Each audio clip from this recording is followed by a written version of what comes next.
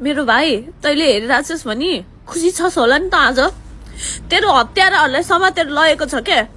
तेरो हत्याराहरूलाई जति रोए पनि यो खुसीको आँसु बन्द हुँदैन। मेरो भाइ तैँले शान्ति पाइस् होला आज। मेरो भाइ तेरो हत्याराहरूलाई समातेर लगेछ। अझै मान्छेहरू जान बाँकी नै छन्। मेरो भाइ तैँले हेरिरह होलास्। तैँले कति दुःख पाइस् होला है। मेरो भाइ तेरो दिललाई तेरो धेरै याद आइरहेछ। मेरो भाइ तेरो उमेर अझै बाँकी थियो। तैँले जुन नयाँ नेपालको सपना हेरेर गएको थिइस् नि भाइ, त्यो सपना पुरा हुन्छ। पहिला तेरो हत्याराहरू जेलमा कोचिन्छन्। जेलमा तिनीहरूले भिआइपी ट्रिटमेन्ट पाउनु भएन।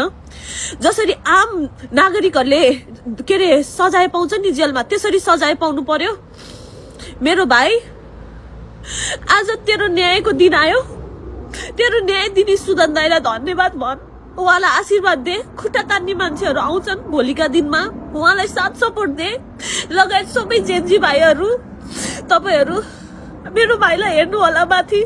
बिचरा धेरै इमोसनल थियो ऊ पनि। तपाईँहरूको न्याय आज भइरहेछ। कस्तो इमोसनल क्या, कति इमोसनल क्या। खुसीको आँसु क्या।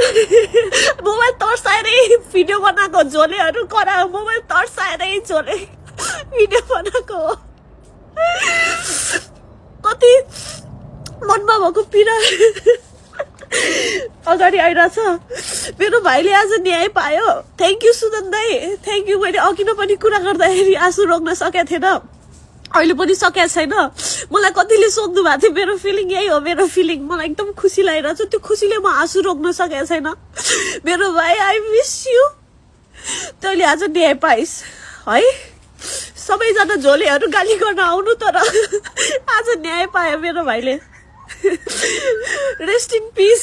आज म भन्छु बल्ल तँलाई, रेस्ट इन पिस बाबु। अब शान्तिले बस। नयाँ नेपाल हुन्छ। तैँले बोकेको सपना अगाडि लागिन्छ। त्यही हो।